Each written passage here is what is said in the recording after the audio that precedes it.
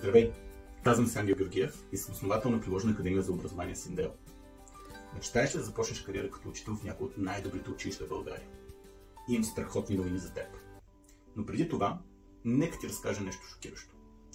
Знаеш ли, че според данни на ЮНЕСКО до 2030 година в целия свят ще има нужда от 44 милиона нови учители? В България картинката не е много по-различна.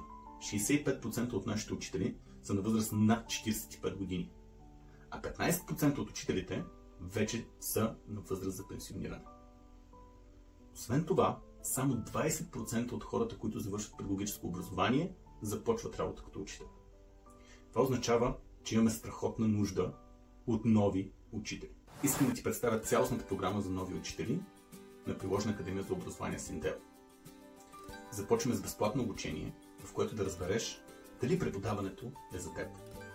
Ако това е така, в рамките на 9 месеца, от октомври до юни, ще можеш да придобиеш всички практически знания и умения, които са необходими за това да преподаваш на учениците в България.